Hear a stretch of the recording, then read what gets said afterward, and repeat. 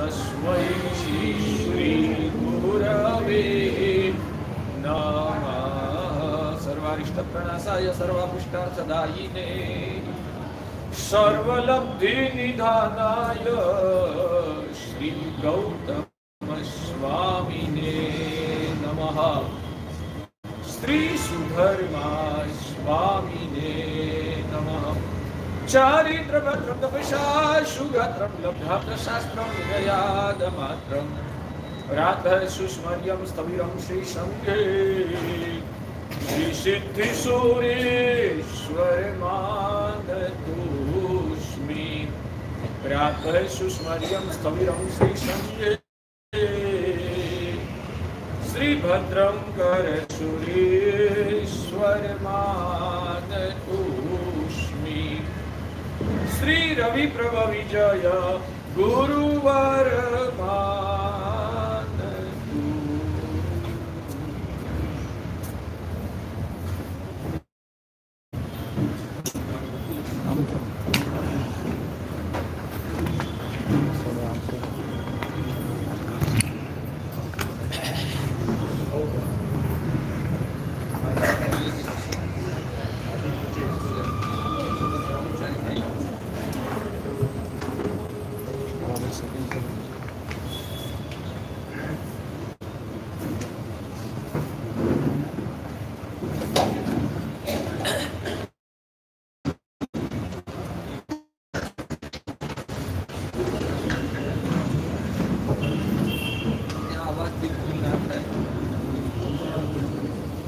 आवाज आया करे।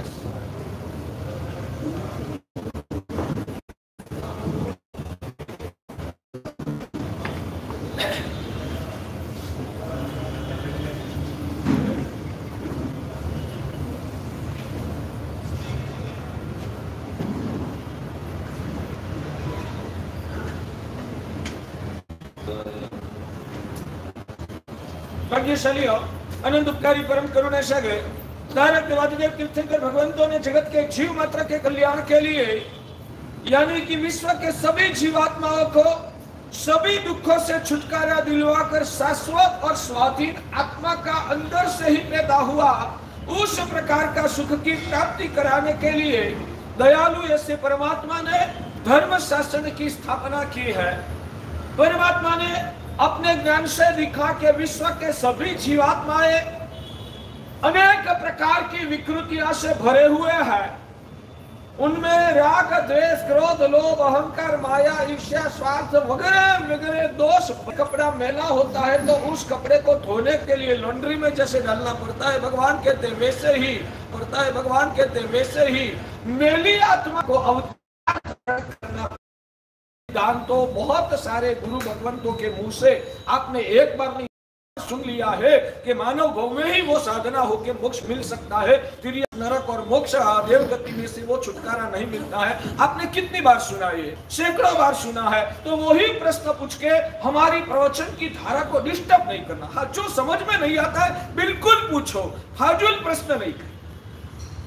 ठीक है भाग्यशाली। तो उसका मतलब क्या हुआ कि दुख से छुटकारा पाने के लिए हो सकता है तो खुला दुख से छुटकारा पाने के लिए कितना भी भौतिक पदार्थों के सहयोग के माध्यम से आप दुख से बचने की कोशिश करो, वो दुख से छुटकारा पाने का सही इलाज नहीं है। ठीक जमता है? तो खुद के लिए भी भगवान ने ये सिद्धांत तय किया कि दुख से छुटकारा पाना है तो आई हुई भौतिक पीड़ाओं को भगाने से आपका हमेशा के लिए वास्तविक दुख से छुटकारा नहीं हो सकता है। जैसे डोलों के माध्यम से आपने बुखार को भगाया, 6 घंटे तक बुखार चला गया, मगर जब दवाइयां की इफेक्ट खत्म होते हुए ही वापिस वो बुखार का जैसे आक्रमण होता है। भाग्यशाली, आपका ध्यान इधर रखिए, वहां वाला वहां का काम करेंगे। तो भाग्यशाली जैसे बुखार 6 घंटा के बाद वापिस आक्रमण करता है, आपने अभी यहां से दुख को कोई भी भौतिक पदार्थों के माध्यम से हटाया है ना, तो भी वो वापिस आक्रमण करेगा। यानी कि दुख को भगाना वो दुख से छुटकारा पाने का सही तरीका नहीं है। जैसे कि मैं आपको बताऊं कि आपको 5 लाख रुपए का पेमेंट किसी को करना है, आपने मान लो कि 4 महीने की मुदत लिया था, सामने वाला आदमी भी जो है ना वो इतना प्रामाणिक है कि 4 महीना में अभी 2 दिन बाकी था, अभी आपने पेमेंट चुकाया नहीं है, तो वो 2 दिन बाकी है नहीं आएगा। अभी 118 दिन हुआ है, 2 दिन जाने दो, बाद में देखेंगे। प्रामाणिकता जमता है। अब 120 दिन हो गया, 120वें दिन भी वो नहीं आया, 121वें दिन आया कि सेठ आपने 4 महीने की मुदत लिया था, 4 महीना खत्म हो गया है, आपका 5 लाख रुपए का पेमेंट आपको चुकाने का बाकी है। वैसा आपने बताया, उसने आपको बताया, और आप 5 लाख वहां ही उसको चुका दोगे, तो वो वापिस दोबारा आपके वहां पेमेंट लेने के लिए आएगा या नहीं आएगा? आपने 5 लाख चुका दिया है तो वो दोबारा आपके वहां आएगा या नहीं आएगा? अच्छा, नहीं आएगा। मगर उस व्यक्ति को आपने मना कर दिया कि आज व्यवस्था नहीं है, आज नहीं चुका सकता हूं, तो आगे देखूंगा, तो 5 दिन के या 15 दिन के बाद वो वापिस आएगा। क्यों वापिस आता है? जिसने चुका दिया उनके पास वापिस नहीं आता, मगर जो पेमेंट लेने के लिए आया था उसको जिसने रवाना कर दिया है, तो उसके वहां वो पेमेंट लेने वाला वापिस आएगा। क्यों आएगा? बाकी है। कैसे बाकी रहा? तो पहले जब वो लेने के लिए आया था ना, तब हमने उसको चुकाया नहीं और रवाना कर दिया, तो वापिस आएगा। ठीक है ना? भगवान कहते हैं कि कोई भी कर्म आपके जीवन में दुख के रूप में उदय में आता है या तो सुख के रूप में उदय में आता है। पुण्य कर्म जब उदय में आएगा तो वो सुख के रूप में आएगा, और पाप कर्म उदय में आएगा तो वो दुख के रूप में उदय में आएगा। वो दुख के रूप में आने वाला जो दुख है वो कौन है?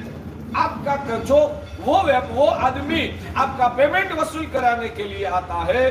ये जो दुख है वो आपका कर्मों को वसूल कराने के लिए आता है। ध्यान में रखिए, बिल्कुल सत्य है। ये दुख जीवन में जो भी आता है, पहले आपने कर्म नाम का कर्ज किया है, पहले आपने कर्म नाम का कर्ज किया है, उस कर्मों की वसूली करने के लिए दुख आता है, और आपने दुख को बराबर न्याय दे दिया तो वो कर्म की वसूलात हो जाएगी, और अपना कर्म खत्म होते हुए ही वो दुख आपको आप ही चला जाएगा। समझ में आता है? और आपने मान लो कि दुख को भगाया, रवाना कर दिया, तो अभी फिलहाल तो दुख से छुटकारा हो गया वैसा आपको महसूस होगा, मगर वो पेमेंट लेने वाला, कर्म की वसूली करने वाला जो तत्व दुख के रूप में आया था, आपने पूरा न्याय नहीं किया है, पूरी कर्मों की वसूलात नहीं की है, तो आज नहीं तो थोड़े दिन के या थोड़े महीनों के बाद भी वो कर्म वापिस आएगा। अच्छा, आज चुकाया होता तो कितना चुकाना पड़ता? मान लो कि ब्याज के साथ हर महीने का ब्याज बढ़ता है, हर महीने का ब्याज तो बढ़ता ही है ना। 5 लाख का महीने का ब्याज कितना होता है? 5,000। चलो मान लो कि आज आपने चुका दिया तो 5 लाख में चुकाना था। आज आपने उसको क्या बोलते, पेमेंट लेने के लिए जो आए उस व्यक्ति को क्या बोलते?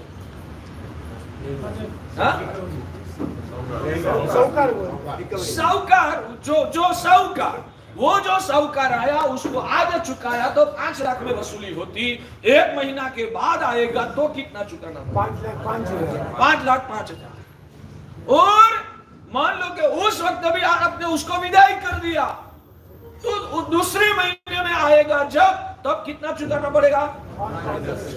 गलत। 5,05,000 तो गत महीने में हो गया था, तो 5 लाख का ही ब्याज 5,000 का है, मगर जो एक्स्ट्रा 5,000 हुआ उसका भी ब्याज लगेगा ना, तो 5 लाख करीबन 10,000 से भी समथिंग ज्यादा देना पड़ेगा। जो भी 8,10,500। तो और मान लो कि उदाहरण के रूप में उस वक्त भी आपने नहीं चुकाया और 2 महीना के बाद आया तो 5,21,000 करीबन चुकाना पड़ेगा। यानी कि जितना आप उसको वसूली करने के समय पर वसूली नहीं करते और विदाई दे देते, रवाना करते हैं, तो वो कर्म वापिस जब भी उदय में आता है तब ब्याज साथे उसको सहन करना पड़ता है। तो समझदारी, दाहपन क्या है? क्या करना चाहिए जीवन में, जब भी दुख आए तब क्या करना चाहिए। तो हमारे ज्ञानी भगवान कहते हैं कि दुख को कभी भी रवाना नहीं करना। सामान्य नियम यह है कि दुख को कभी भी रवाना नहीं करना, समता से सहन करके कर्मों की वसूली आप कर लो तो आपका उस कर्मों से छुटकारा हो जाएगा। इसलिए हमारे वहां शास्त्रों में ज्ञानी भगवंतों ने स्पष्ट शब्दों में लिखा है कि जो व्यक्ति आया हुआ दुख को समता से सहन करता है वो तात्विक रूप से समझदार है। जो व्यक्ति आया हुआ दुख को समता से सहन करता है वो तात्विक रूप से समझदार है। और आया हुआ दुख को जो ठुकराता है, भगवान कहते हैं कि वास्तव में वो आत्मा अज्ञानी है। बोलिए, दुख को विदा कैसे कर सकते हैं? दुख को विदा कैसे कर सकते? विदा आप करते हो ना, बुखार आया तो आपने डोलो ले लिया, मेटासिन ले लिया। कोई व्यक्ति आपको मान लो कि धूप आया तो आप छाया में जाके बैठ गए तो दुख को आपने विदाई कर दिया है ना।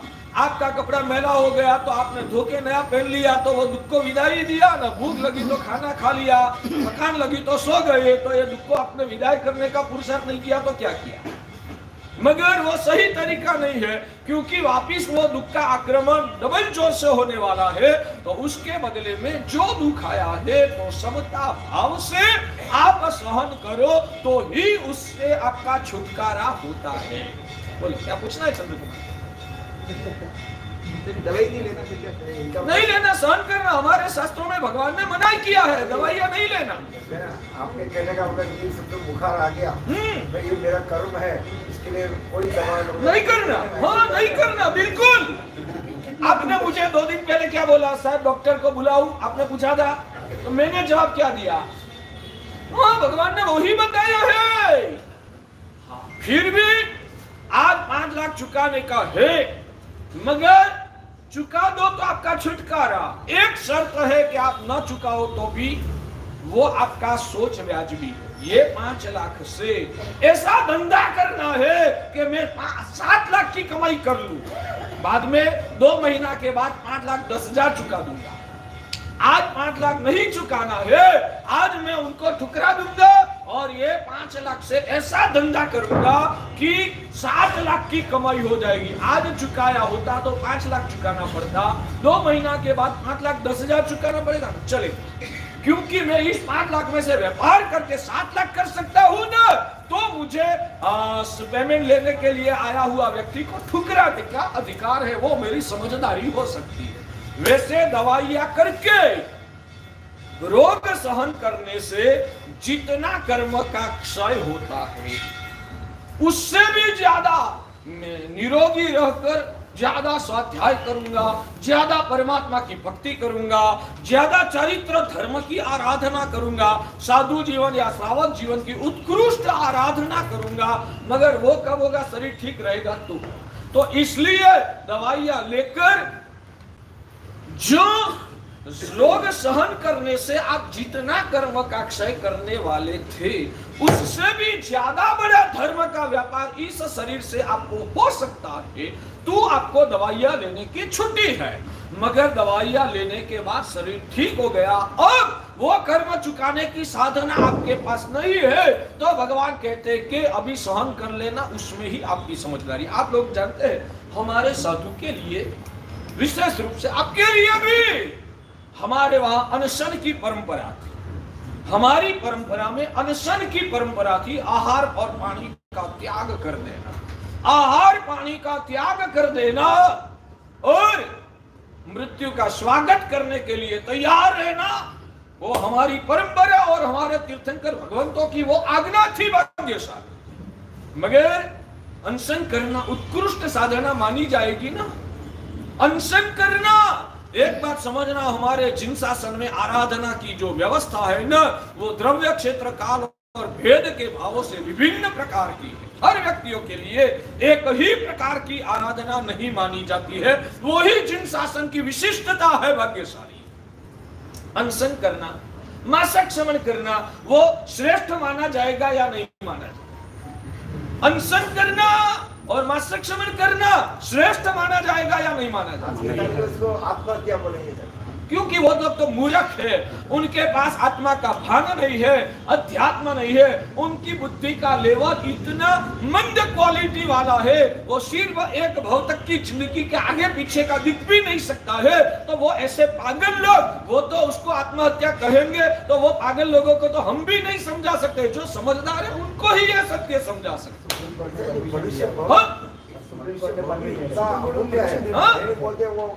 बार मिला भी मुश्किल है, बिल्कुल, तो उसको अनशन करके क्यों खत्म कर? हाँ, मैं वही बताता हूँ, आप समझिए, वही बताता हूँ। उससे पहले एक बात सुन लीजिए, आप तो क्या कुआ के देर के जैसे, आपको क्या दुनियादारी का भान है। सुप्रीम कोर्ट ने चुकादा दिया है कि जैन समाज में जो भगवान की आज्ञा के अनुसार मासक शमन वगैरह तपश्चर्या की जाती है, वो करने का उनको अधिकार है। वैसा किसने स्टेटमेंट? हाँ, अनशन करने का, यानी कि जीवन के अंत समय तक, मृत्यु तक आहार पानी का त्याग करने की जो परंपरा है वो वाजिबी है, वैसा सुप्रीम कोर्ट के जज ने बताया है भाग्यशाली। चलो अब ठीक वही बात, आपका जो प्रश्न था ना उस विषय पे आता हूं। और ये संतारा क्या? हाँ, संधारा बोलो, अनशन बोलो, वो एक ही है। अपनी मूर्ति पूजक परंपरा में उसको अनशन कहते हैं, स्थानकवासी परंपरा में उसको संधारा कहते हैं, दोनों चीज एक ही। संधारा तो सर कि वो अंतिम समय मालूम पड़ रहा है, अभी अंतिम समय आने वाला है, तब वो संधारा मिले। तो मैं वही बता रहा हूँ, आप सुनिए एक बार मेरा ये जो पदार्थ है ना उसका विवेचन एक बार सुनिए, बाद में आपको जो प्रश्न खड़ा वो आप करना। मैं वही बता रहा हूँ कि अनशन स्वीकारना वो क्या आराधना कही जाती है?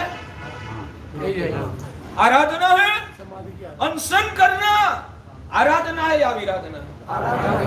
मासक शमन करना आप करने वाले ना, परसों चौथ से सोमवार के दिन से मासक शमन की साधना हजारों की संख्या में हमारे वहां शुरू होने वाली है भारत भर में। आप करोगे या नहीं करोगे? एक काम तो करो, इतना कम से कम। पहला दिन महीना का धर है, दूसरे दिन भगवान नेमिनाथ दादा का जन्म कल्याणक है, तीसरे दिन भगवान नेमिनाथ दादा का दीक्षा कल्याणक है। तो पहला 3 दिन का आप उपवास करो, बाद में आपको अच्छा लगे तो चौथा पांचवा उपवास करना, न लगे तो पारने की छूट, मगर पहला 3 दिन तो करने का कुछ संकल्प करो भाग्यशाली, और करोगे ना तो हो जाओगे। हमारे यहाँ जितने लोग बैठे हैं ना उसमें से ज्यादातर लोगों ने पहले 28 किया, बहुत सारे लोगों ने 28 किया, यानी कि आप में 28 करने की तो ताकत है। मैं 28 की बात नहीं करता हूं, 3 उपवास तो करो यार। सोचिए, आज से मन में भावना कीजिए, दादा धर्मनाथ दादा के चरणों में आप प्रार्थना कीजिए, दादा पहला तो अठम करा दे, आगे की बात आगे। मन बनाओ, करोगे, इच्छा मन मजबूत करोगे तो जरूर हो पाएगा। हम मन के डिले नहीं करना है, जाने दो ना, इसलिए नहीं होता। चलो ठीक है, और ज्यादातर तो सभी को अठम ही करना है।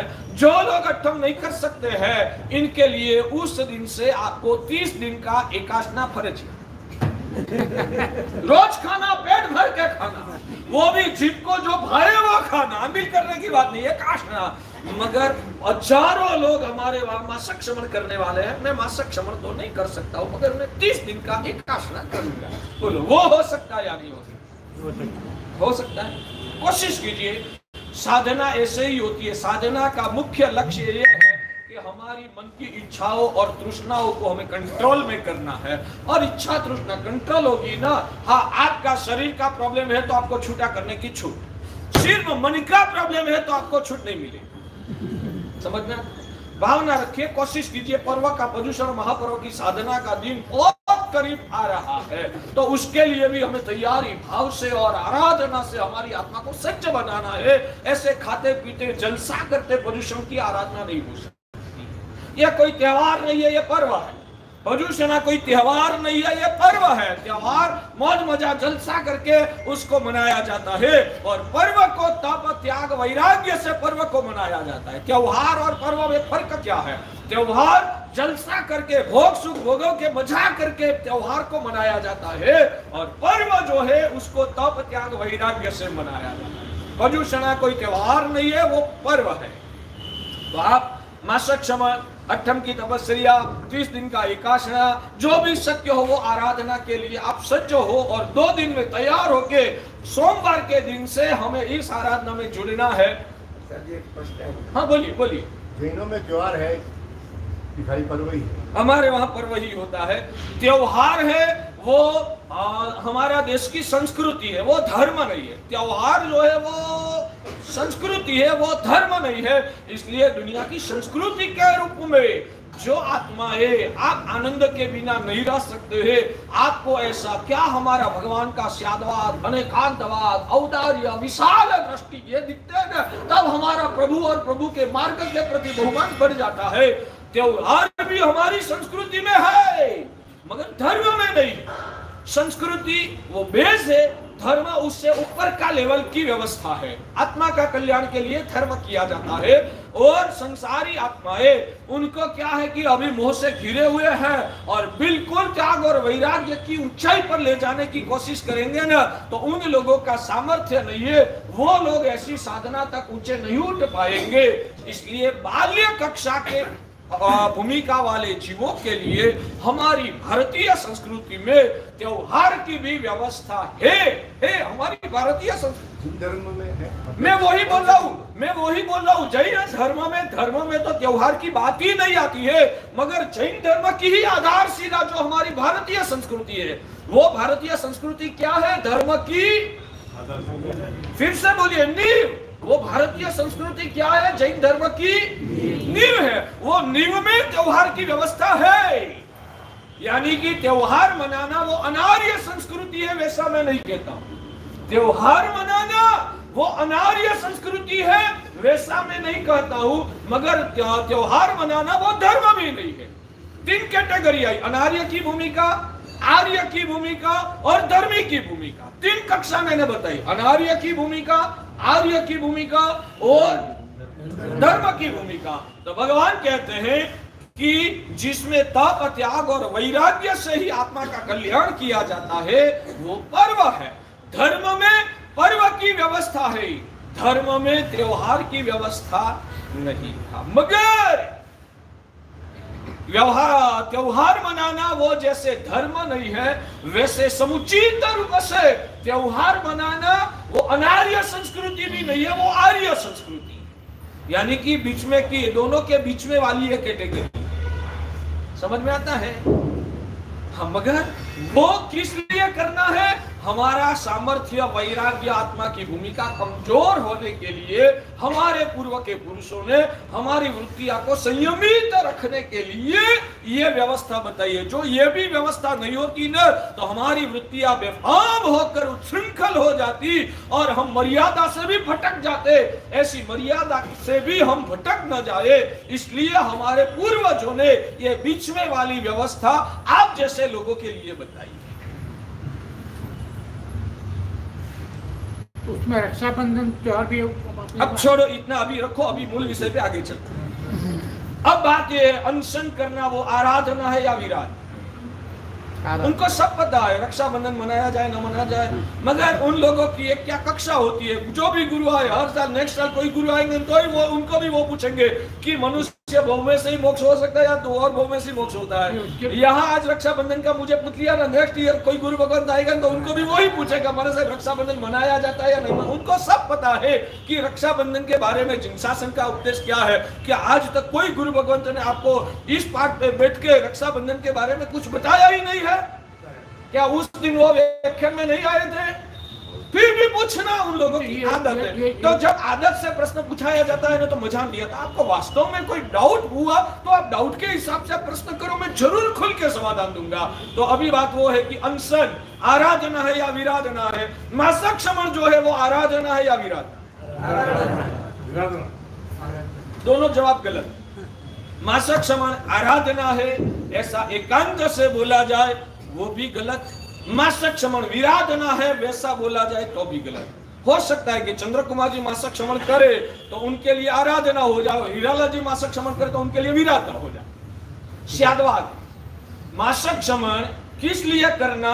जो चंद्र कुमार जी ने प्रश्न किया ना कि इतना दुर्लभ मनुष्य जन्म प्राप्त हुआ है, तो उसमें जीवन को संकेला, जीवन का अंत कैसे कर देना, वो कितना वाजिबी है? आपका प्रश्न बिल्कुल सही है, इसलिए मैं आपके साथ हूँ। इसलिए हमारे भगवान ने क्लियर बताया कि मासिक क्षमण की आराधना किसको करना है, सभी को करने का आदेश नहीं है। मेरा स्वरूप भी आज ये प्रेरणा मैंने अभी आपके सामने दिया ना, वो भी सुन रहे हैं। ऊपर जाके मुझे विनती करेंगे, महाराज साहब आप अनुज्ञा दो, तो मुझे मासक क्षमण करना है, पर्यूषण आ रहा है, मैं कहूंगा तुझे मासक क्षमण नहीं करना, तुझे मासक क्षमण नहीं करना है, मैं ही मना करूंगा। यहाँ आपको उपदेश देता हूं और ऊपर जाके उनको मैं मना करूंगा। वो पूछेंगे साहब आपने बताया कि भगवान की आज्ञा है कि ये पर्व में ऐसी आराधना करनी चाहिए, तो आप क्यों मना करते हो? तो मैं कहता हूं कि जिसमें मान लो कि साल भर का 1.5 करोड़ की कमाई होती है, वैसा धंधा करना चाहिए या नहीं करना चाहिए? करना चाहिए। जिसमें साल भर की कमाई 1.5 करोड़ की होती है, वैसा धंधा करना चाहिए या नहीं करना चाहिए? तो ये बात सुन के यहाँ एक आदमी बैठा था, साल भर का 5 करोड़ का धंधा करता था। उसने सुना कि महाराज साहब ने बताया कि 1.5 करोड़ वाला धंधा करना चाहिए, तो 5 करोड़ की कमाई वाला धंधा छोड़ के वो 1.5 करोड़ की कमाई वाले धंधा में आ जाएगा, तो वो उसको समझदारी मानी जाएगी या मूर्खता मानी जाएगी? तो बात वो है, मासक क्षमण से तुझे 1.5 करोड़ की कमाई का पुण्य होता है। समझाने के लिए बता रहा हूँ, आपको मासक क्षमण करने से 1.5 करोड़ की कमाई वाला पुण्य होता है।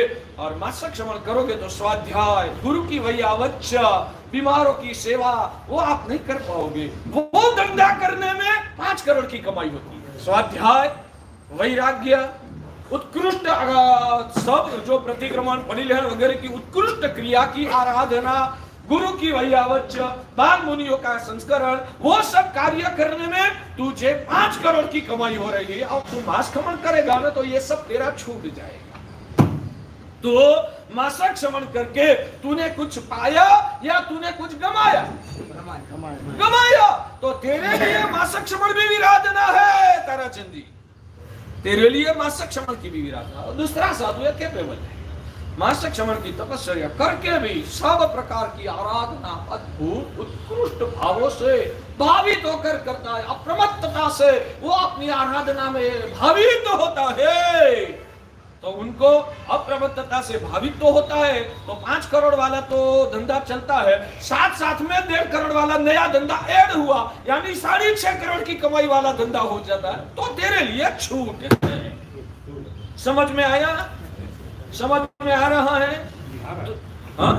तो हमारे वहां जिनशासन इतना विजन से जुड़ा हुआ है, यहाँ एक छोटी भी बात में भगवान ने कहीं पर भी गड़बड़ नहीं रखी है। भाग्य से अनशन वाली बात, ये साधु अनशन करना वो आराधना है ना। साधु, ये युवान साधु कहेगा महाराज साहब मुझे भी अनशन करना है, मैं मना करूंगा। तू अनशन करेगा तो तेरा संसार बढ़ जाएगा, अनशन करके तेरा संसार बढ़ जाएगा। क्योंकि अभी तेरा जो शारीरिक बल है, तुझे जिनशासन मिला है, तू शायद 15, 25, 50 साल तक उत्कृष्ट प्रभु की आज्ञा का स्वाध्याय करके तू तेरा मोह का जहर को पिघाल कर आत्मा को शुद्ध कर सकता है, तेरा मोक्ष को तू करीब ला सकता है। ऐसे संजोग में तू अनशन कर लेगा ना तो 2, 3, 4 महीना तक शायद भूखा रहकर तू मर जाएगा। तो जो 50 साल खाना खाकर भी तू तेरी आत्मा का जो उत्थान कर सकता है ना, वो उत्थान तेरा अनशन से नहीं हो पाएगा। तो गुरु मना करता है, जिन शासन में कहीं पर भी ऐसा नहीं कहा है कि बस भूखे मर जाओ। जिन शासन में कहीं पर भी ऐसा नहीं कहा है कि भूखे मर जाओ। हाँ, मगर भूखे भी मर जाना। कब मरना? अनशन की आज्ञा भगवान ने कब दी? भगवान कहते हैं कि अभी मान लो कि तू खाना खाता है, उसमें तेरा 100 रुपये का पुण्य क्षय होता है। अभी तू जो खाना खाता है ना, उसमें 100 रुपये का पुण्य क्षय होता है, मगर वो 100 रुपये जितना पुण्य का क्षय करके तू स्वाध्याय, वैयावच्य, वैराग्य वगैरह करके 1000 रुपया की कमाई कर सकता। तो ये धंधा को मुनाफा का धंधा कहा जाएगा या खोट का धंधा कहा जाएगा? 100 रुपया का खर्च करके उसके सामने खड़ा होके तू 100 लोगों का कायोत्सर्ग करता है, खड़ा होके 100 क्षमाशरण देता है, तू परमात्मा की अद्भुत भक्ति करता है, तू आत्म ध्यान में मग्न होकर अंदर के मोह को तू जलाता है। तो मानना चाहिए कि 100 रुपये जितना पुण्य का क्षय करके 1000 रुपये की कमाई तू कर रहा है।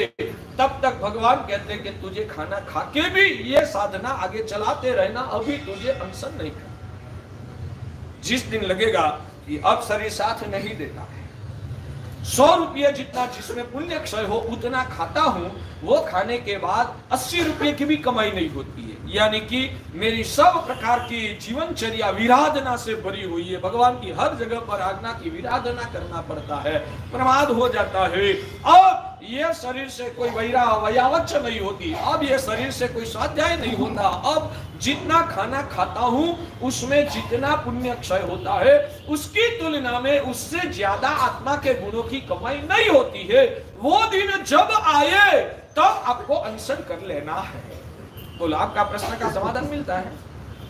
पूछिए, समाधान मिलता है भाग्यशाली? अच्छा ठीक, आपके लिए भी, श्रावक के लिए भी भगवान ने वही बताया। तू संसार में जीवन जीकर, खाना खा के, कपड़ा पहन के, तेरा घर निभा के, तू जो कर रहा है उससे ज्यादा सम्यक दर्शन की निर्मलता, सम्यक ज्ञान की निर्मलता, सम्यक चारित्र की निर्मलता तू कर सकता है। भले श्रावक जीवन तो तुझे खाना है, जीवन में टिकना है, मगर आपने बोला कि शरीर टिकेगा तो ये दुर्लभ मानव जन्म में आराधना हो पाएगी। तू खाएगा, जीवन को टिकाएगा तो तेरे जीवन में आराधना हो पाएगी। इसलिए इतना दुर्लभ जन्म मिलने के बाद मोक्ष मार्ग की साधना करने के लिए जीवन को टिकाना चाहिए। ठीक है ना? मैं आपके साथ हूं बिल्कुल। ये शरीर को टिकाना ही चाहिए। किस लिए टिकाना?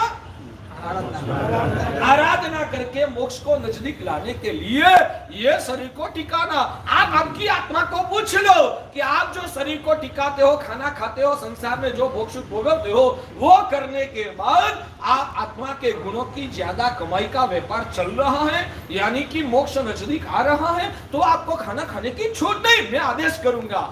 आप चंद्र कुमार जी कहेंगे ना, साहब आपने प्रेरणा किया तो मुझे मन हो गया मांसकमन करना है, तो आप पचखंड दे दो। मैं मना करूंगा, चंद्र कुमार जी आपको नहीं करना है। मगर कब आप शरीर को टिका के और ज्यादा वास्तव में दुर्लभ मनुष्य जन्म को सफल करते हो तो आपको खाना छोड़ने का नहीं है, खाना खाना ही है। मगर खाना खाते हैं, पुण्य का व्यय करते हैं और नई साधना तो जीवन में होती ही नहीं है, तो दोनों जगह से आप बर्बाद हो रहे हो। धर्म नहीं करते हो तो मनुष्य का भाव भी बर्बाद हो रहा है, और जितने भोग भोगते हो उतना आपका पुण्य का क्षय हो रहा है। दोनों जगह से आपकी बर्बादी हो रही है, तो आपको क्या करना चाहिए? बोलो, आप बोलना चाहिए। अब जो जिनको जो पूछना है वो पूछो। चलो आगे, समझ में आए? ये सब हम स्वाध्याय करते हैं ना भाग्यशाली, आप नहीं मानोगे। इतना अहोभाव पैदा होता है कि प्रभु आपका विजन, आपका ज्ञान, आपकी दृष्टि कितनी विशाल, आपने कितना लंबा सोच के हमारे लोगों के कल्याण के लिए कितनी अद्भुत व्यवस्था प्रभु आपने बताई। आप जैसे प्रभु नहीं मिले होते तो इस संसार में हमारी हालत क्या होती प्रभु? अहोभाव पैदा हो। कोई प्रश्न टिकता है या विजन क्लियर हो? नहीं हुआ अभी तक? मजाक की बात। तो भाग्यशाली ये मानव जन्म मिला है, हमको हमारे अनादिकालीन दोषों को मिटाने के लिए मिला है। दोष मिटेगा तो ही दुख का अंत आएगा, ये लिख के रखो। दोष मिटेगा तो ही दुख का अंत आएगा। दोष जब तक अंदर में जिंदा है तब तक दुखों का अंत होना संभव नहीं है। कितना भी आप दुख को भगाओगे, व्याज के साथ उस दुख को आगे आपको भोगना पड़ेगा। अभी आपने दुख को भगाया तो आगे जाकर व्याज के साथ उस दुख को आप सहन करना पड़ेगा। उसके बदले में समझदारी से अभी जो आया है उसको समता से भोग लेना, उसमें ही हमारी समझदारी है। हाँ, फिर भी साहब दवाइयां लेते हैं, हम भी दवाइयां लेते हैं कभी कभी, मगर दवाइयां लेकर हम हमारी शक्ति का विशेष साधना में सदुपयोग करते हैं तो हमको दवाइयां लेने का अधिकार जमता है। चलिए, तो भगवान ने बताया ये सिद्धांत, बस वापिस एक बार याद करके नत्वा की ओर आगे बढ़ रहा हूं। इन दोषों को खत्म करने के बिना सिर्फ दुख को मिटाने की कोशिश करना, सिर्फ दुखों को मिटाने की कोशिश करना, उससे वास्तव में हमेशा के लिए दुखों का अंत नहीं हो सकता है। जो दोषों को नहीं मिटाया तो जो दोषों को नहीं मिटाया तो दुख को कितना भी भगाने की कोशिश करो, टेम्पररी आपको राहत मिल जाएगी, मगर वापिस उस दुख का व्याज के साथ आपके पर आक्रमण होगा। और आपकी दुनिया में तो कितना व्याज का दर होता है? परसेंटेज कितना? 1% आपकी दुनिया में 1% 5% व्याज होता है। आपका साहब जी कभी भी सेटलमेंट भी होता है ना, हम भी सेटलमेंट करते ही है, हम भी सेटलमेंट करते हैं। वो आपकी दुनिया वालों को का ज्ञान था, भगवान महावीर ने सब पद्धति सिखाई है, मगर तकलीफ वो है कि वो पद्धति का दुरुपयोग करते हैं। हमारे यहाँ भी सेटलमेंट होता है। आपको पता अयमुत्ता मुनि ने कैसा कर्म बांधा था, प्रसन्न चंद्र राजर्षि ने कैसा कर्म बांधा था, जानते हो ना? सेटलमेंट हो गया। उन्होंने भगवान के चरणों में पश्चाताप से प्रायश्चित कर लिया, भगवान की आज्ञा को सिर पे चढ़ाया, उस दुख का पाप का पश्चाताप किया। तो अयमुत्ता मुनि ने पानी में जो पात्री तराई थी ना, जानते हो ना वो उदाहरण? अयमुत्ता मुनि बाल मुनि ने पानी में पात्री तराई, उसमें जो अपकाय जीवों की हिंसा हुई थी ना, इरियावयम प्रतिक्रमण करते करते वो पानी में जो जीव की हिंसा का पाप बंध हुआ था ना, वो तो जल गया। उससे अलावा भी अनंत भव के कर्म एक साथ जल गए। ये सेटलमेंट नहीं है तो क्या सेटलमेंट है? ये सब प्रसन्न चंद्र राजर्षि ने कायोत्सर्ग ध्यान के दौरान रौद्र ध्यान में चढ़ गई, और रौद्र ध्यान में जो हिंसात्मक परिणाम जगे, वो परिणाम से महावीर भगवान ने खुद ने बताया कि अभी जो उसका आयुष्य बंद हो जाएगा और अभी मरेगा न तो 7वें नरक में जाएगा। इतना पाप बांध दिया था, मगर आत्मा जग गई। भगवान के चरणों में उन्होंने प्रायश्चित किया, मनोमन भगवान को नजर में लाकर क्षमा याचना किया और ऐसी भावधारा में चढ़े तो वो नरक गति के पाप तो क्या, पूरे संसार के सभी पाप जल गए और उनको केवल ज्ञान हो गया।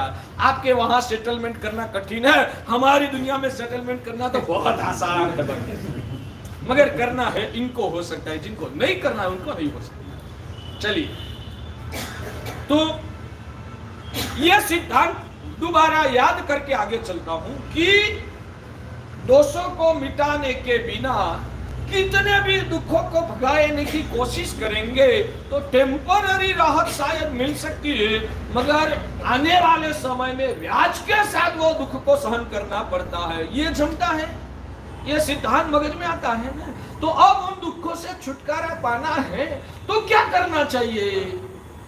दोषों को ही खत्म करना, वो दुख से छुटकारा पाने का सही इलाज। आज ये मैं आपको सोनेरी सूत्र दे रहा हूं, जिन शासन का अद्भुत रहस्यमय सिद्धांत मैं आज आपको ये बता रहा हूं कि दुख को मिटाना है तो दुख को भगाने की कोशिश ज्यादा करने की आवश्यकता नहीं है। अंदर के दोषों को खत्म कर दो, कर्म आपको जल जाएगा, दुख आपको चला जाएगा। ठीक है, जैसे खुद के जीवन में यह सिद्धांत लागू पड़ता है, वैसे ही दूसरे लोगों को जो सहाय करते हैं, दूसरे का दुख को मिटाने के बारे में भी यही सिद्धांत आ गया था। कोई व्यक्ति दुखी है, वो दुखी व्यक्ति को आप कितनी भी भौतिक रूप से मदद करोगे, टेम्पररी उसका दुख मिटेगा, टेम्पररी, मगर हमेशा के लिए दुख से छुटकारा दिलाना है ना, तो उनके अंदर के दोष खत्म हो जाए वैसे रास्ते पर उनको चढ़ा दो। मैं आपसे एक प्रश्न करूंगा कि साली, आपकी सभा में एक सज्जन व्यक्ति ने किसी को 1 लाख रुपया दे दिया, गरीब था, दुखी, उनको आवश्यक 1 लाख रुपये का दान खुद के तिजोरी में से निकाल के दे दिया।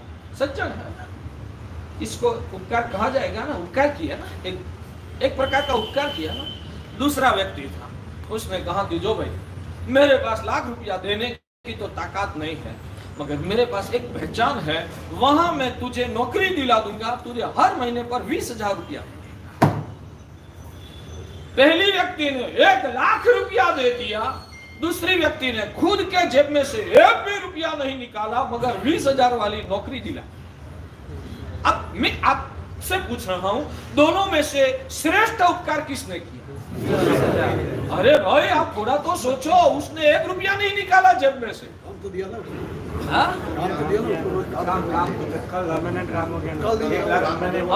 हाँ, 1 लाख रुपया जिसने दिया उसका तो उसको तत्काल फायदा मिला, और 20,000 वालों को तो 1 महीना नौकरी करेगा, बाद में 1 लाख नहीं सिर्फ 20,000 हाथ में आएगा।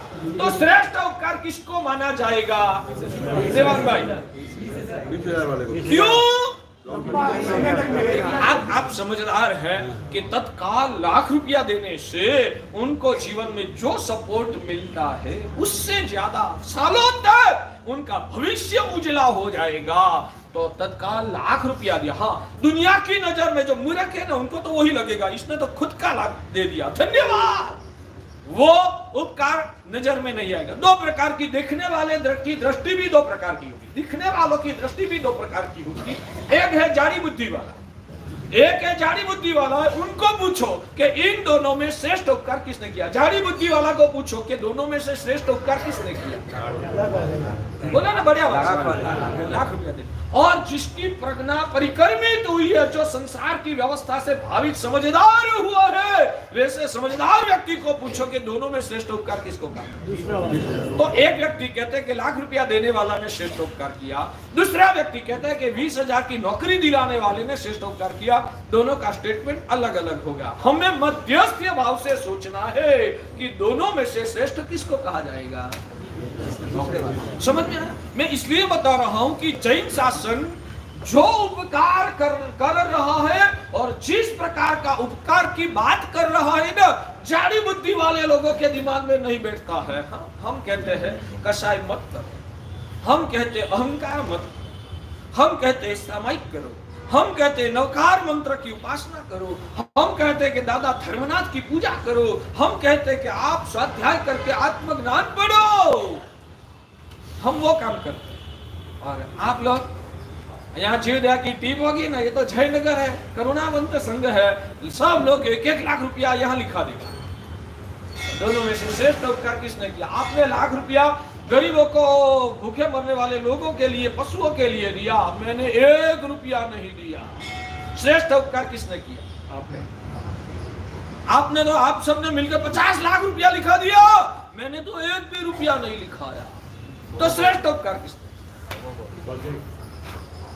आपने जो उपकार किया हम सब पैसों से कंपेयर नहीं हो सकते। यस, बस मैं वही बता रहा हूं कि गुरु जो ज्ञान के दान से और संस्कार के दान से आत्मा का उत्थान के रूप में जो उपकार करता है न, वो उपकार कभी भी पैसों से तुलना नहीं हो सकती है। अच्छा, मैं तो उससे भी आगे बढ़कर बोलता हूं, आजकल हमारे जमाने में नास्तिक लोग हैं ना, वो गलत हवाएं फैलाते हैं। वो लोग कहते हैं कि साधु क्या उपकार, हाँ मुफ्त में खाना, चंद्र कुमार जी के वहां जाके धर्म लाभ केगा तो रोटी सब्जी तो सही, मिठाई भी बनाएगा, मुफ्त में खाना है।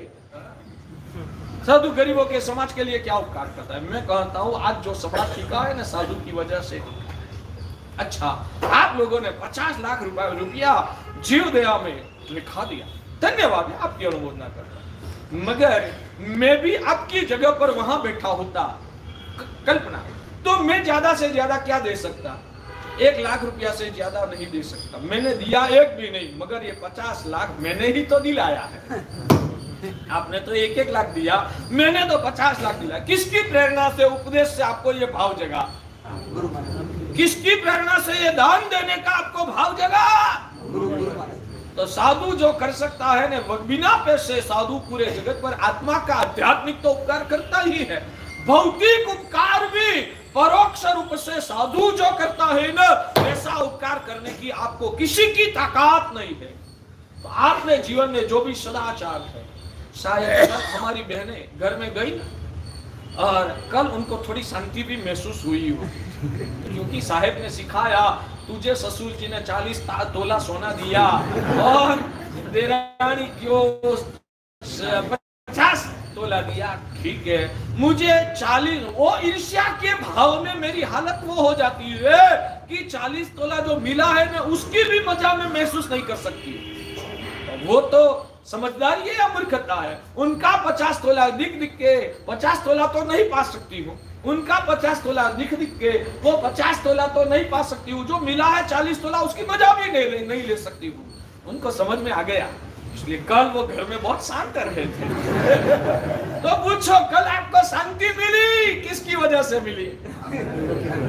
समझ में आता है। ये तो ठीक है, उदाहरण कहने का मतलब साधु जो ज्ञान का दान करके, साधु जो आपकी आत्मा को ट्रीट करते हैं, आपकी आत्मा को जो संस्कारित बनाते हैं, उसकी वजह से आप संसार में भी स्वस्थ रह सकते हो। आप जितने भी पैमाने में आप संसार में थोड़ा भी स्वस्थ होते हो ना, उसमें आज तक यहाँ आके गए सभी गुरु भगवंतों का प्रत्यक्ष या परोक्ष रूप से उनका उपकार है।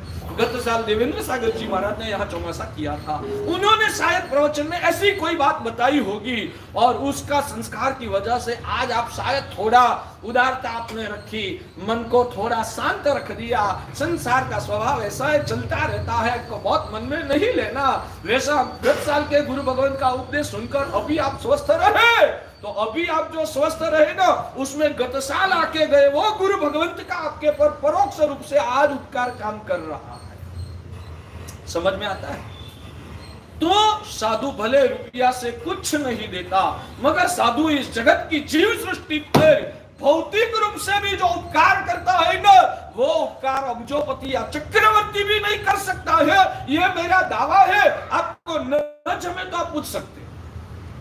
समझ में? इतना मानो मेरा घर आज शांति से चल रहा है। आपकी घरवाली, आपने कभी आक्रोश भी किया तो सहन कर लिया, आपने कभी आक्रोश भी किया तो उसने सहन कर लिया। किस वजह से सहन किया? मायके में जब थी ना, तब प्रवचन में जाती थी और गुरु महाराज ने समता का पाठ वहां सिखाया था, उनके मायके में। उनके मायके में उनको आज से 25 साल पहले कोई गुरु भगवंतों ने समता का पाठ जो 25 साल पहले सिखाया था ना, वो संस्कार, उस संस्कार की वजह से आज उसने समता रखी ने तो आपका घर टिक गया। नहीं तो जो वो संस्कार नहीं पाया होता ना, तो शायद कल आपके घर में अपना कपड़ी हो गई होती, वो मायके में चल गई होती और शायद केस कोर्ट में भी चल गया होता। मगर जो आपके घर में आज तक नहीं हुआ है ना, वो उसने समता रखी। शायद उसने झगड़ा किया होगा तो आपने समता रखी होगी, मगर आपने या उसने जो समता रखी, उसके मूल में वो संस्कार आपको समता रखने का किसने दिया? शायद आप बोलो मैं तो कभी गुरु भगवान के पास गया ही नहीं था, मेरे पापा ने ये संस्कार सिखाया। तेरे पापा को किसने सिखाया?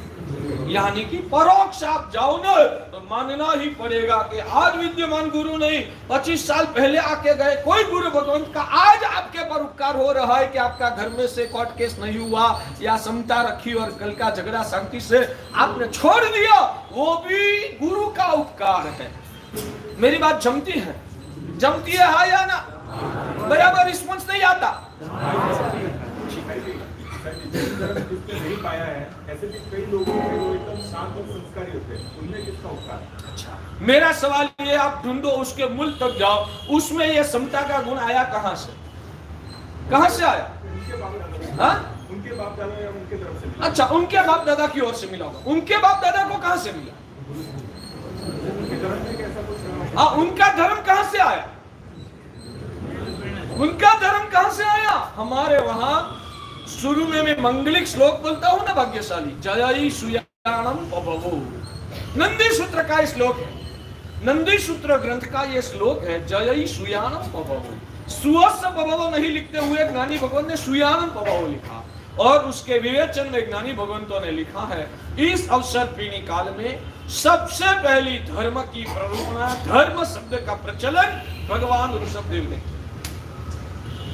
और शुरू में जब तक मरीचि पैदा नहीं हुए, उससे पहले जैन धर्म को छोड़ के और कोई धर्म का नाम भी इस विश्व में नहीं था। बाद में उसमें से नई नई शाखाएं निकली, कभी अज्ञानता की वजह से नया नया मत निकला, मगर वो नया नया मत वाले भी जैसे कि जमाली छूटे पड़े। कहां से छूटे पड़े? गौशाला छूटा पड़ा। किससे छूटा पड़ा? तो भगवान बुद्ध जिसको कहा जाता है, वो बुद्ध कहां से आया? बुद्ध, गौतम बुद्ध जिसको कहते हैं, गौतम स्वामी अलग, गौतम बुद्ध अलग, दोनों की मिश्रण मत करना। गौतम स्वामी हमारे भगवान महावीर प्रभु के आद्य गणधर, और गौतम बुद्ध भगवान महावीर के समकालीन एक धर्म नेता। तो वो बुद्ध, उसमें जो भी ज्ञान और संस्कार आया, कहां से आया? कहां से आया? हमारे 23वें तीर्थंकर भगवान पार्श्वनाथ की परंपरा में गौतम बुद्ध ने दीक्षा लिया। गौतम बुद्ध जो कहते हैं वो भगवान पार्श्वनाथ की शिष्य परंपरा का साधु, मगर चारित्र जीवन की कठोरता वो पालन नहीं कर पाए, इसलिए बाद में उसने चारित्र धर्म को छोड़ दिया। गौतम बुद्ध की बात है, इतिहास में ये जो लिखा है ना, जो आज तक आपसे अनजान है, आज भी हमारे ज्ञान भंडारों की किताबों में ये सत्य लिखा हुआ है कि गौतम बुद्ध खुद भगवान पार्श्वनाथ, महावीर स्वामी तो हुए ही नहीं थे। महावीर स्वामी बुद्ध के समकालीन है, मगर बुद्ध के पीछे भगवान महावीर का जन्म हुआ है और भगवान महावीर का निर्वाण भी बुद्ध का निर्वाण के बाद हुआ है। तो वो महावीर के शिष्य ने, मगर भगवान पार्श्वनाथ का शिष्य परंपरा में वो साधु हुए और चारित्र धर्म की कठोर मर्यादाओं का पालन उनको कठिन लगा, वो सहन नहीं कर पाया, इसलिए उन्होंने चारित्र छोड़ दिया। मगर धर्म की तो रुचि थी, इसलिए उन्होंने धर्म का अपने ढंग से प्रचलन किया है। तो बुद्ध धर्म में भी जो भी अच्छा कुछ भी आया वो कहां से आया? तीर्थंकरों की परंपरा से ही उसका संस्कार आया। पार्श्वनाथ भगवान के निकले हुए हैं, लेकिन बुद्ध जो धर्म है वो तो नॉन वेजिटेरियन धर्म है। हमारे जैन धर्म वाले भी आज कितना अभक्ष्य खाते हैं। खाते हैं लेकिन दिखाते नहीं है। इधर तो बोलो क्या दिखाते नहीं, आप क्या बोलते हैं? मैं यहाँ उपासना में बैठे बैठे सब दिख सकता हूँ, तो आप तो दुनिया में भटकते हो, आपको पता नहीं है भाग्यशाली। देखो, काल के प्रभाव में और अपनी अज्ञानता, अपना मिथ्यात्व, अपनी कोई कमजोरी या अपना कुछ संजोग की विचित्रता व्यवस्था, किसी भी वजह से उन्होंने वो प्रचलन करवाया, अलग बात। मगर झूठ बोलना चाहिए वैसा वो भी उपदेश देते हैं ना? वो क्या उपदेश देते हैं? सत्य बोलना। बौद्ध धर्म वाले झूठ बोलना वैसा बोलते हैं ना? तो सत्य बोलना, झूठ नहीं बोलना वैसा वो बता। वैसे हिंसा करना वो धर्म है, वैसा उन्होंने कोई कोई जगह पर तो प्रतिपादन किया है ना। समझ में नहीं आया? हिंसा करने से कल्याण होता है, वैसा उन्होंने भी कोई कोई जगह पर तो बोला है ना। नहीं बोला। क्या बोला? बलिदान देने की, बलिदान बलिदान तो खुद का बलिदान देने की बात है, जगत के कल्याण के लिए खुद का बलिदान दे देने की बात है। हिंसा करने से वो बौद्ध वाले थोड़े बोलते कि बलिदान करो, जीव की हत्या करो तो मोक्ष होगा, वो भी नहीं बोलते। किसी भी धर्म में नहीं बोला। हाँ? किसी भी धर्म में, कोई भी धर्म में नहीं बोला है, मुस्लिम धर्म में भी नहीं बोला है। समझ में आया भाग्यशाली? तो वो भी बोलते हैं कि हिंसा करना पाप है, झूठ बोलना पाप है, चोरी करना पाप है। वो जो जितने पैमाने में उनके वहां अच्छी बातें हैं, हमारे वहां भगवान ने हमारा दिल को उदार रखा है। जहां जो भी अच्छा है उसका सम्मान करना। हमारे महावीर भगवान ने कभी भी ऐसा नहीं कहा है कि मेरे मार्ग पर चलने वालों की ही अनुमोदना करना, मैं ही सच्चा हूं, दूसरे सब गलत है। वैसा वैसा मेरे भगवान ने कभी एकांत से देखा। भगवान ने कहा आप परीक्षा करके सत्य को पहचानो और सच में जहां जितना अच्छा है तो उसका अनुमोदन करो। भगवान महावीर ने इतनी उदारता रखी है। लोग गलत मानते हैं कि भगवान महावीर का मार्ग संकुचित वृत्ति वाला है ही नहीं, कभी भी जमता है। तो मेरी बात यह है कि वहां भी जो अच्छा जितने पैमाने में आया उसका मूल अरिहंत में छुपा। चलिए अपनी बात, साधु क्या उपकार करता है? साधु, आप आज यहाँ जितने लोग बैठे हैं ना, आपको कोई डाउट है तो आप पूछो, मगर यहाँ से खड़ा होने से पहले इतना तो कचरा निकाल के विजन क्लियर करो कि जैन साधु समग्र जीव सृष्टि के पर जो उपकार करता है, हमने दीक्षा हमारे आत्मा के कल्याण के लिया, उसका मतलब इतना नहीं है कि हम स्वार्थी है, हम सिर्फ हमारा ही दिखते। हमारी जीवन पद्धति भगवान महावीर ने जो बताई है और हमको जो सोच भगवान ने दिया है, उस सोच के आधार पर जैन साधु समग्र जीव सृष्टि पर जो उपकार कर सकता है वैसा उपकार इस जगत में चक्रवर्ती भी नहीं कर सकता है, अब्जों का दान देने वाला भी नहीं कर सकता है। उतना समग्र जीव सृष्टि पर सबसे ज्यादा उपकार इस जगत में जो कोई करने वाला हो तो वो जैन साधु है। ठीक है? नत्वा आता ही नहीं है, क्या करूं? तो इतना पक्का दिमाग में बिठाइए, खुद के लिए भी दुख को विदाई देना, दुख को रवाना करना, वो दुख से छुटकारा पाने का सही तरीका नहीं है। क्योंकि आज दुख को रवाना कर देंगे तो कल वो दुख वापिस ब्याज के साथ वसूली करने के लिए आएगा, यानी कि अनेक गुना आक्रमण। हमारे वहां पर ब्याज कितना होता है? 5%, 15%। यहाँ तो गुणाकार में होता है 100 गुना, 1000 गुना। ब्याज का दर की बात करते हैं, 10 गुना, 100 गुना ब्याज गुना। महोपाध्याय यशो विजय जी महाराज ने शायद प्राणाधिपात की सज्जाई में लिखा है, होय विपाके 10 गणु रे एक वार कीधु। होय विपाके 10 गणु रे एक बार कीधु कर्म शत सहस्र कोड़ी गमे तीव्र भावना मर्म। मिनिमम ब्याज दर कितना? मिनिमम ब्याज 10 गुना। मिनिमम ब्याज 10 गुना। 100 रुपया आपने रखा ना, मिनिमम 1000 मिलेगा। 105 110 नहीं, मिनिमम 1000। और उसमें भी भावधारा आपकी जो तीव्र बनी ना, तो 100 गुने के बदले में 1000 गुना भी मिल सकता है, 10,000 गुना भी मिल सकता है, लाख गुना भी मिल सकता है, कोड़ी गुना भी मिल सकता है। ये ब्याज का दर हमारे वहां गुणाकार में बढ़ता है। तो दुख को रवाना करोगे, ब्याज के साथ वापिस वो दुख आक्रमण करेगा। वो जो सहन नहीं करना है, तो समझदारी ये है कि दुख को रवाना करने के बदले में दुख को समता से सहन करो, तो कर्म सस्ते में कट जाएगा। ठीक है, यानी कि दुख को विदाई देना वो दुख से छुटकारा पाने का सही तरीका नहीं है, मगर समता से दुख को भोगकर आत्मा की अंदर की जागृति बना के साधना करना वो दुख से छूटने का सही तरीका है।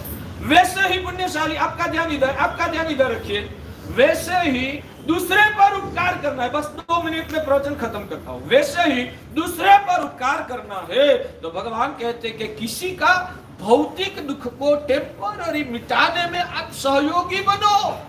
किसी का टेम्पररी दुख को मिटाने में आप टेम्पररी भौतिक रूप से सहयोगी बनो। दवाइयां दिलाओ, कंबल ओढ़ाओ, खाना खिलाओ, भौतिक रूप से मदद करो, तो उनका टेम्पररी दुख तो दूर हो गया, तो अभी राहत मिल गई। आगे जाकर वही कर्म वापिस जब उदय में आएगा, तब और आक्रमण से वो उसके पर त्रटकेगा। उससे अलावा उनको हमेशा के लिए दुख से छुटकारा दिलाना है, तो क्या करना? तो पाप के रास्तों से उनको बचाकर धर्म के मार्ग पर, आध्यात्मिक उन्नति के रास्ते पर चढ़ा देना चाहिए। यानी कि उनको देव गुरु और धर्म के साथ अब जोड़कर उनकी आत्मा को जो संस्कारित कर दोगे ना, तो भव की दुखों की परंपरा मिट जाएगी। यानी कि किसी को पैसे से, दवाइया से, भौतिक रूप से सहाय करना, इसको भगवान द्रव्य उपकार कहते हैं।